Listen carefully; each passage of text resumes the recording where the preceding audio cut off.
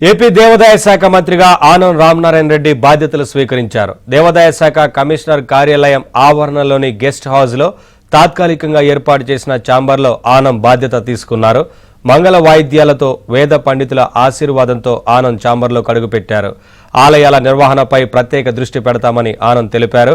పీఠాధిపతులు మఠాధిపతుల ఆశీస్సులతో ఆలయాల అభివృద్ధి చేస్తామని తెలిపారు.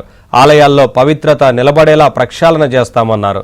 హిందూ ధర్మం కాపాడటం కోసం అంతా కలిసి పనిచేస్తామని ఆనం స్పష్టం చేశారు. ఈరోజు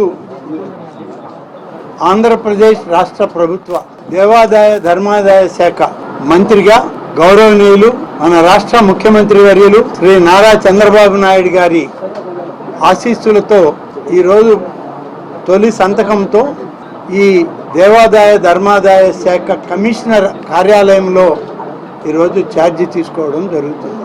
పూర్తి స్థాయి కార్యాలయం ఆంధ్రప్రదేశ్ సచివాలయంలో ఉన్నప్పటికీ ఇంకా కొంత రిపేర్లు జరుగుతున్నాయి కాబట్టి ఇక్కడ ఈరోజు ఛార్జీ తీసుకుని ఈ రోజు నుంచే పూర్తిగా ఈ శాఖ పైన అన్ని రకాలుగా చర్యలు నిర్ణయాలు అన్నీ కూడా తీసుకోవడానికి సుముహూర్తం నిర్ణయించుకొని ఈరోజు ఇక్కడికి రావడం జరిగింది.